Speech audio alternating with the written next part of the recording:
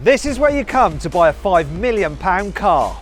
It's Bugatti's private chateau, and I'm here to spec my perfect tourbillon, exactly like a real customer would. But that's not all, because also in this video, I'll investigate what it's like to order an even more exclusive hypercar from one of the most famous engineers of all time. But right now, I'm here to meet my personal Bugatti designer, Alex Tavares. She actually created the tourbillon's incredible instrument cluster, and together we're going to build my dream car, and she'll give it a rating out of 10, which could be embarrassing for me if I choose badly. I spec plenty of new cars before, but I wasn't ready for what happened next. We seem to have plates laid out. What's going on? Yes, that's for the whole, let's say, more than experience. So you will just sit down, enjoy, relax, right, and we'll guide you through it, and so you'll have some nice bits. Okay, so I get to eat food while I'm speccing a car. Yes. We've got this big screen in front of us. Yeah. Take me through it. Let's configure my tourbillon. I'm quite into green. I do want to be able to see the carbon fibre through the car. I've seen a few Bugatti Chirons with translucent paint. I really like that effect. Here, the rear of the car is in black carbon, but you could also spec it with green carbon, for example. One spec that works well is with argent. Whoa, okay. So this would work pretty well. Even more if you go for a light interior, for example. I love light interior. I like brown interiors or light interiors. Yeah. I would definitely go for a light interior. What about having the entire car in like green, or is that a bad idea? No, it works pretty well. So that would be it, you see. Could gold go with the green or not? Would that be too much? A bit tacky though. Okay. That's okay, because I reckon silver and green really suits this tourbillon. But what about my next car? Well, I've come to Gordon Murray Automotive in the UK to spec a new T50, and I'll get help from the man who made it, Gordon Murray. He designed numerous world-beating racing cars and the McLaren F1, so he knows his stuff. And now he's going to help me build my own version of his ultimate hypercar. You know, certain cars look good in specific colours and not good in others. This is quite a difficult... Isn't it funny you picked up on it? Everybody says that. It's the most difficult car anybody has spec'd. It just suits virtually any colour, which doesn't make your job any easier. It doesn't, especially when you're spending so much money. I want to get this right. I'm kind of like a default to green kind of guy. I love green cars at the moment. But then I also like it in more gentle silver, but it also looks nice in red. I quite like the orange, but then thinking a bit McLaren, which is like... Well, our heritage colours are also orange. My first racing cars were all orange. A lot of people do look at me and go, what would you have, you know? I've never told anybody. So I waited till I'd seen all 100 cars. So I cheated, basically. Oh, can we see it later to find out what you did? Yes, you can. But Gordon's car isn't the only one in a unique shade. As soon as a prospective owner chooses their colour, it gets deleted from the options list. That means that every car is unique. I had hoped this would make it easier for me to finally make a decision, but then I found out exactly how many colours were still available. And then we have 6,000 of these colours. 6,000 colours? Yes. Listen, I'm struggling to choose here. I don't need this. Just look at these greens, you know. This is just a sample. Do you know what? I love green. I don't think this is a green car.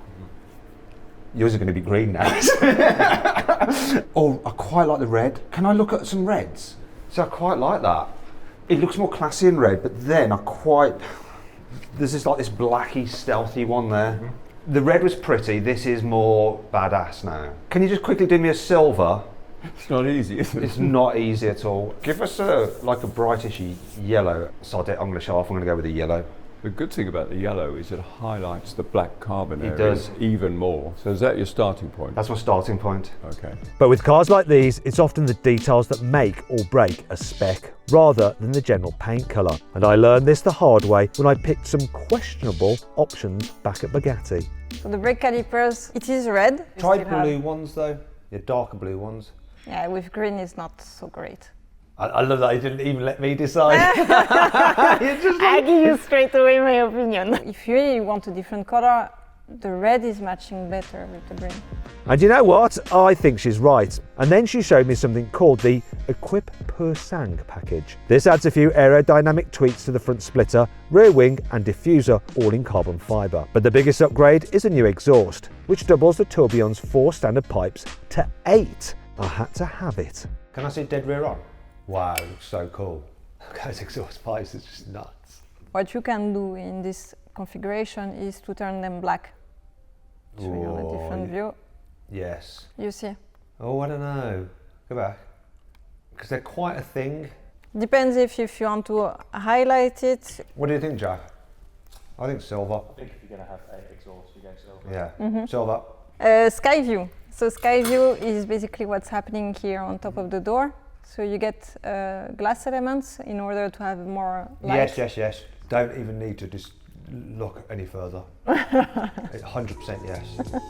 This whole experience felt just like having a personal shopper, with Alex guiding me and suggesting upgrades that complemented my car's evolving spec. And I was loving all of them, so this could get pretty expensive. But I was having a bit more trouble making a decision about my T50. So I needed some more help from Gordon. So now we have a few external choices. The first one is the carbon as standard is like a satin black, but you can have a gloss black. What we tend to do is the carbon that touches the glass, we always have that gloss. Otherwise it looks, the greenhouse looks a bit broken up. Wouldn't that be weird then to have a satin carbon fibre and then a gloss carbon fibre? Not at all. Works really well. That's how we designed it. Do gloss again? Do you know what? This is where like your guidance is quite useful, because I definitely would have. I would have done that all over it, but I think it'd be wrong. No, that's so the front of the screen is ahead of the front axle line, so it's very spaceship, very forward. So we work really hard to make that bubble, the greenhouse, if you like, look cohesive, like a jet fighter. We need to do brakes and stuff. Well, wheels first of all. I'm not good at wheel choice. That's okay. We are, and we have a silver, a graphite, and a light gold or a black, and each one of those comes in matte or gloss. That's the graphite. Yeah, That's how we launched the car. That graphite sort of gives you some darkness against the yellow, but I don't lose the wheel entirely. Then the next thing is the calipers. If you like the wheel design a lot of people have gone black calipers, and that brings out the wheel design even more. Yeah. Or if you want a contrast, we've got silver, red, gold, or the orange. So I like a yellow caliper. Go black. Shows off the wheel more. Absolutely right. You see the wheel more. Yeah. I think I'm going yellow. 100%. The next thing is the springs. You've got a choice of colours, because you can see those through the glass. And we've got black, silver, or orange. Let's try the calipers in silver. So I'm like getting a sort of like, because then you can see the mechanical bits are sort of tying together. Yeah, they are. I think that works better personally. So we've got the rear badge, the enamel badge comes in several different colours. I actually quite like the red, because it's sitting next to that brake light. Put it in the silver. That's nice. So this is what you do, this kind of gentle kind of, that's nice. You noticed. That's what you're thinking. Put it in the red. There wasn't a that's nice with the red. I actually quite like that. Well, have it. You've got the red reflectors and you've got the red lights. And then the other option is the exhaust heat shielding. Yeah, which is you can have that in black or the silver. If you don't want to see all those tubes and pipes and things. No, I like the tubes. Yeah. Once again, it's a very motorsporty. It's not functional. That is. So the rear end is very functional. Mm-hmm. You can have it's a no-cost option. You can have a solid carbon roof, which is standard, or you can have the see-through glass panels as they are. They're 5.6 kilos heavier with the glass. But does that make you shudder? I've actually ordered the glass. I'd have glass, definitely. So that's the exterior. I'm quite pleased with that. Yeah, it looks good. It works. So far, it felt like Gordon agreed with most of my choices, unlike Alex back at Bugatti. But would all that change as I started to configure the most complicated part of my tourbillon, the interior? So you can have full Alcantara, full leather, or also a mix of both. I'd like a mix of both, I think. Yeah. Can I get a vegan leather? The CMF team in Berlin is developing like loads of different materials. For example, in front of you, you've got fabric. But they'll have to wait a bit longer if they want this. For the development. So interior trim bars. You can have it in aluminium polished, aluminium satiné. So polished is right in front of the piece you have here. Yeah, exactly. That's the polished aluminium. The satiné is the piece that you have on the side of the console. I think probably satin. Yeah? What do you think? So as you do have polished on the outside, I would go more for polished. Okay, yeah. Hidden delights. Hidden delights? I think I've eaten them. That's the second dose. So that's in your center console. Here you've got storage where you will find here your key. And here the speed key that you will insert here to get the full power of the car. That's wicked. So that's the main keys, the Yes. Bugatti. Yeah. I kind of like it in that red, that it's, you don't see it, and then when you open it, it's That's like a why surprise. it's hidden delight. Yeah. And usually they like that, customers, is having that really pop of color when you open and you don't expect that. This was something Alex and I could definitely agree on, but how would Gordon react to my rather specific request, the T50's cabin? There's no way I'm having a black interior. I want a colourful, interesting interior. So what we encourage people to do, like the McLaren F1, we encourage them to pick out the central seat in a colour. Yeah. So it looks like a single seater. I would say 90 of the 100 cars have done that. Can I see the others lightened up, like as if they're in the same yellow? Okay, that's too much probably. Can we have like, I saw a little clip when it had like the outline. Yeah, quite like that. And now take the other way so it looks like a single seater. I like it with the surround thing, but I like the fact that it just does look like a single seater. Okay. So I'm going to stick with that. And then the other thing is we have to accentuate the single stripe, and then it runs into the carpet, up the middle of the seat, and then up the back of the car. There are a few standard choices, like solid lines or stripes, but you can also get a fully custom design, and one owner took this to a pretty extreme level. The whole family had their DNA tattooed on their leg. Really? And they sent us the artwork, and they've got their family DNA running up over the central of the car. That's quite cool. So the next thing is, as standard, we designed it with the driver's seat as leather, for wear basically. The passenger seats are leather around the outside because you've got to slide across the front to get in. Yeah. And the middle is Alcantara. To hold you. Yeah. That's standard, but you can have all leather or all Alcantara, or you could flip them around the other way. Sliding over Alcantara is not going to No. be easy. That's the whole point. And it of also wears. Yeah, so that's not happening. Next thing is the steering wheel. Okay. As standard, the bottom bit that you hardly ever touch is carbon, and the grip and the top bit is leather. But you can have just the grip in Alcantara, and then you can, if you want to go extreme, you can have the grip area in a different colour as well. I'm going to say no to that without even looking at it. Okay, good. Even with my bright yellow seats, the simple steering wheel and manual gear lever give the T50 a clear old school vibe. But one of my favourite features about this car is the large analogue rev counter. However, if you thought that was special, just check out what you can get in the Tourbillon. Instrument cluster, that's the baby. You designed this, didn't you? Yes. Did you design that? Besides the astonishing naturally aspirated V16 engine, these gauges are the Tourbillon's party piece. Instead of screens, they use tiny analogue mechanisms which you can actually see through the glass. Everything from the battery charge meter to the power readouts for the engine and electric motors use a special mechanism crafted exclusively for this car, just like a luxury watch. Even the name Tourbillon was borrowed from watchmaking, and just like a bespoke timepiece, you can customise the materials, the colours and the finish of the intricate components. So I'll show you now. There are like 7 options available in the configurator, which is only about the backplate. The backplate is the piece in the background here. Okay. That is visible up on the sides here as well. Behind the RPM ring, you have several finishes. Those are from the watchmakers that they gave to us to show to the customers. Tapisserie. Yeah. It's exactly as per watchmaking. Engine turn, Clou de Paris, and here Côte de Genève. And here another one, which is a radial guilloche. This is starting to get a little bit beyond me. And this is just a few that what you can do. But then you can have like examples of what you can do with stones. Ooh, like a green again. Would it be too much to have green? It would be good. It would be good. I was going to say, look. It would be good. And that will be illuminated, so it will really like tie in the green elements to the car. I'm liking that. Yes, let's have that. So far, almost all the options I'd chosen for my Tourbillon cost extra, and I'll reveal how much my whole car would actually cost a bit later on in this video. But things were very different over at Gordon Murray Automotive, as I realised when Gordon showed me what you get as standard with every T50. So with the car, as you've chosen that, looks you wicked. get a full set of luggage, 4 suitcases all thrown in, a full toolbox with every tool you need. Yeah, and it all comes and as that part comes of- as part. Okay. Nothing's. There's only a few things that we charge extra for on this. One is really important.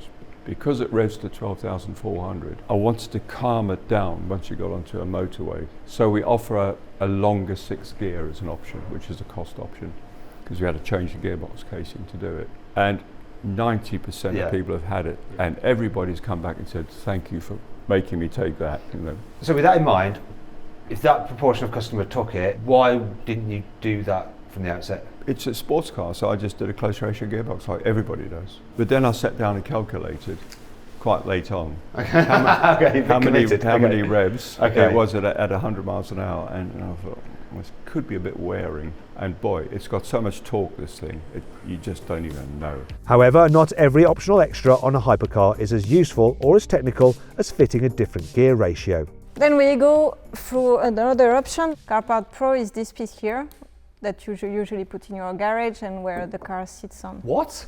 It's made out of carbon with the light guide on it. So you buy like a plinth to park your car on? You need to stand out that piece of art, right? Yeah. And it's made out of carbon? Yes, you can even spec the carbon. The frame, you can have it in green. Here it is. Oh, and then it just matches the car. Luggage set. We most of the time suggest the customer to pick at least this bag. It's designed to fit perfectly in there, and it goes really vertically in there. What I could do, you see, I could go to my partner and go, look, I bought you some exclusive Bugatti bag. It cost 5 million euros. Just the bag. Yeah, and they gave me a car free with it. Okay, out of 10, what do you rate my configuration? I would say 8.5. That's quite good. But in my opinion, it's perfect. And that's what matters when you're buying a car like this. Because once we've factored in the cost of all my options, accessories, the custom instruments and tax, my dream tourbillon came to around £5.5 million. By comparison, the T50 seems like a bit of a steal at less than £3 million. More importantly, does my car get Gordon's seal of approval? And how do my choices compare with his own secret specification? So you've done the 100, right? Within that spectrum of the 100, I want you to rate my car, 1 being the best, 100 being my least favourite. I would say it's in my top 10. Whoa! Really? You don't just say that because... No, because very few people have chosen a bright colour, and I think it takes bright colours really well. Okay, so I reckon you've gone more classy. Mm-hmm. I reckon you've gone silver. Silver blue. Oh, a red interior. And you've got blue Alcantara on the dash. Yep. That's your tartan. Yep. And you went for the red, yeah. What's it like when the customers are going, oh, that's horrible, it's your spec. Well, when they're like, when they're picking a thing up, they see the badge at the back on red. I just don't invite them to buy another car. And Gordon must really have liked my car, because before I left, he asked if I wanted to go for a ride in a T50 with their chief test driver and 3-time Indy 500 winner, Dario Franchetti. Let's do a cold start.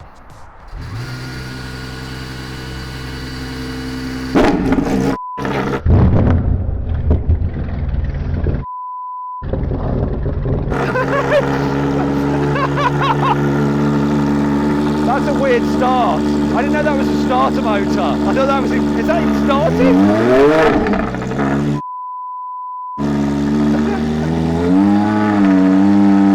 Woo! It's good, isn't it? Do you know the starter motor? You thought it was the engine? Everybody does. I did. I thought that was the engine. It's quite good the way this holds you. This spine. I'm going to show you this.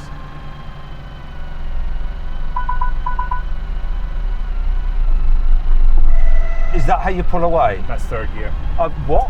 That's third gear. So tick over's about, what is it, 1,000 RPM? About 1,000 RPM. You won't burn the clutch pulling away by giving a bit of accelerator? No. We can only drive around the estate, we can't take it on the road because of insurance. We haven't sorted the insurance out on this. But I just wanted to have a little seat in it. Yeah, at some point we need to go somewhere and we can have some fun in it. Well, let me know when you're free, because I'll probably be free. Do you know what I find? With all the very best cars, you can extract fun from them, driving them really slowly, even round here. Like some of the cars that I've had, like my GR Yaris is like that. Well, I drove it very short distance, thought, this just feels right. 911 ST. Yes! Even when I was running it in, it was fun. It's a lot more fun now running it in, but is there a run-in for this? Yeah. So what is it? 650 is the first service, and that's when you can then start giving it 650 miles. That was good. No, we can't actually rev it because of noise regs, and we'll get into trouble. With the neighbours. But very, very nice. All I need now wasn't it? is to actually have a proper go in it sometime. Hopefully that'll happen. Obviously when my car arrives I'll be able to drive my own one. I wish. But which of these cars was the most fun to configure? Well, there's no arguing with the ultra-luxurious experience at Bugatti. The chateau, the food and the custom design options. They all blew my mind. I can definitely see how some hypercar buyers will be more excited by the opportunity to match their rev counter to their one-off Rolex. However, as a petrol head, having Gordon Murray rank my design as one of the top 10 he's ever seen was the icing on the cake. So I think I'm going to have to give this one to Gordon Murray Automotive. But let's be real for a second. Most hypercar buyers don't have to make this decision. They're wealthy enough to buy both. Unfortunately, my pockets aren't quite that deep, but that doesn't mean I won't get to drive these cars someday. So if you haven't done so already, subscribe to this channel because hopefully I'll be uploading those videos in the near future. Thanks for watching, and I'll see you next time. Maybe driving one of these cars.